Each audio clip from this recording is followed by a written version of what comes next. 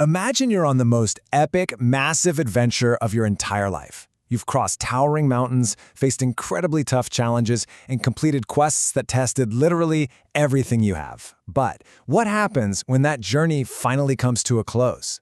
Well, welcome to This Explainer. Today, we're diving into a famous devotional text that maps out exactly what the author calls the glorious reward. We're going to break down what this source material says about the grand finale of following Jesus.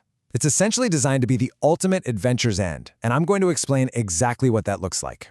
So, if you've ever wondered what the big payoff is after a lifetime of faith, you are in the right place. Think about it for a second. When you play an awesome video game or read a huge fantasy book series, what happens at the very end? You don't just, stop playing and turn off the screen, right? No way! You get to claim the grand prize. You get that epic victory screen where the music swells and the heroes are celebrated. The text we're looking at today poses that exact same kind of scenario, but for real life. It asks us to look forward to the end of our earthly journey and see what's waiting.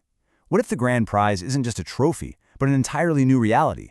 Spoiler alert, according to the source, the end of the road is definitely not some quiet, boring rest. It is a massive, glorious celebration on a scale we can barely even imagine. Section 1. The ultimate heavenly welcome, the biggest celebration ever. So, the text describes an invitation list for this massive welcoming party, calling the guests faithful workers. And the really amazing thing about this devotional, it's written to directly include kids. The author wants readers to know that if you're, say, 10 years old right now and listening to this, the message applies completely to you. A faithful worker is anyone who follows Jesus, helps out in his plan of redemption, and gets to share in the joy of his victory. That means being a faithful worker doesn't just mean doing something crazy like leading a massive global charity. According to the text, it means doing your daily quests with a good heart. It's helping your younger sibling with their homework, doing your chores without complaining, or being the one kid who decides to sit with the new student at lunch. Whether your daily tasks are huge or super small, the text says you are part of this epic crew, and these workers get to gather right around the very throne of God. Now picture this incredible, majestic fight as this crew arrives. Imagine millions of angels. We're talking more than could fill the biggest sports stadium on earth 1,000 times over. The author paints a picture of these angels touching golden harps, playing this massive, universe-shaking victory song that fills all of heaven. They're welcoming the King, Jesus, and his trophies of victory. And according to the devotional, those trophies are actually his followers. The source describes Christ conquering sin and sadness, and as he enters the heavenly courts, he isn't walking in alone. He brings his redeemed friends with him, proving once and for all that every bit of hard work, every sacrifice, and every tough day on earth was totally 100% worth it. The devotional also points out something super fascinating about this arrival. It mentions a man named John who, while he was still just a regular human, actually saw a vision of God's glory.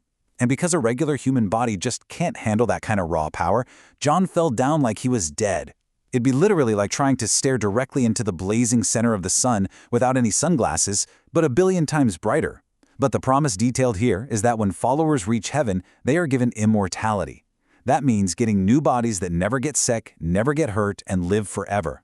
Because all their sins are completely gone, the text says, these immortal workers will be able to look directly at the undimmed glory of God's throne and see him as he is, face to face, without being overwhelmed or afraid. How cool is that? Section 2. Crowns, robes, and rewards. Getting the ultimate grand prize. A core promise of the text is found in this quote from 1 Corinthians. If any man's work abide, he shall receive a reward. Now, the word abide here simply means something that lasts or stands the test of time. The devotional uses this to anchor a very specific, amazing promise to the reader. God actually notices your hard work. When you choose to do the right thing, even when it's super hard or when nobody else is watching, that good choice lasts. It abides. The source is entirely clear here. Your positive actions on earth are leading to a direct, glorious, and tangible reward. The text specifically lists out what Jesus has prepared. And honestly, it reads like the ultimate inventory of epic loot. It says there are homes for the pilgrims of earth, meaning after a lifetime of traveling and facing trials, you get your very own permanent mansion. There are robes for the righteous. In the text, a white shining robe represents a completely clean, pure heart, showing that all your past mistakes are just gone. There are crowns of glory to wear, showing that you're treated as absolute royalty in this kingdom. And there are palms of victory to hold.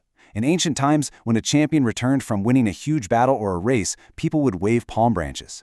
Holding one is basically like wearing a gold medal around your neck. The author is describing this epic award ceremony where every single faithful worker gets geared up with the most amazing, meaningful items you could possibly imagine.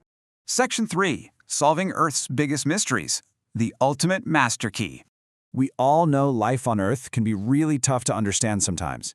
The text talks about how our minds right now often only discover confusion, broken promises, and really hard to understand trials. Maybe you've had a terrible day, or a friend was really mean to you for absolutely no reason, or maybe something truly sad happened, like losing a beloved pet. In those moments, it's so normal to ask, why is this happening? But the text contrasts this completely with heaven. The author states that in heaven, we'll see the most perfect and beautiful harmony. Instead of confusion, everything will have a beautiful explanation, and we'll finally understand that infinite love was secretly working behind the scenes the entire time. Have you ever tried to put together a massive 1,000-piece puzzle but you somehow lost the box it came in? It is literally the most frustrating thing. You have all these weirdly shaped, confusing pieces with strange colors and absolutely no idea how they're supposed to fit together. That's exactly what life feels like sometimes. But the text explains that heaven is like finally being handed that beautiful picture on the front of the puzzle box. Suddenly, what the author calls the mysteries of grace unfold. And the mysteries of grace are simply the hidden reasons why God allowed certain hard things to happen to help us grow. Once you see the picture on the box, every single weird, difficult, confusing piece of your life perfectly snaps into place. The source puts it beautifully in this quote: "All that has perplexed us in the providences of God will in the world to come be made plain."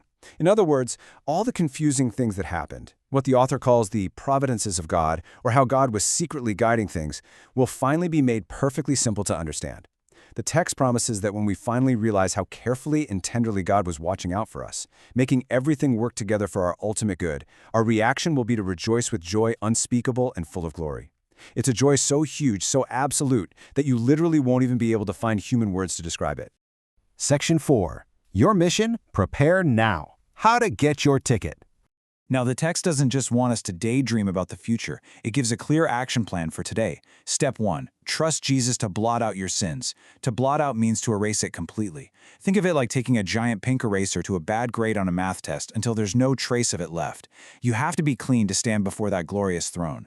Step 2. Be a faithful worker for Him today. You don't have to wait until you're a grown-up to start the adventure. You can be a faithful worker right now by standing up to a bully, telling the truth when it's hard, and just showing love to others. Step 3. Look forward to His return in the clouds. The text urges us to eagerly prepare for the coming of Christ and to be completely ready for that big day. The entire goal of this preparation is perfectly captured in the promise that you can meet Him in peace. Think about the difference between fear and peace for a second. Meeting someone in fear is like hiding under your bed because you accidentally broke a lamp and you just know you're in trouble. But meeting someone in peace? That's like running full speed to hug your parents after they've been away on a really long trip. The text promises that if you trust in Jesus and have your past mistakes erased, you don't have to be scared when the adventure comes to an end. You won't hide in fear. You'll meet Him with total peace, pure excitement, and a heart full of joy, ready to celebrate. So I've got to leave you with this big question based on everything we've explored in this source text today. Are you ready to be a faithful worker and meet Him in peace? The epic journey is happening right now. Those missing puzzle pieces are eventually going to make perfect sense, and that ultimate, shining grand prize is waiting at the end of the road. Thank you so much for joining me on this explainer, and keep looking forward to that glorious reward.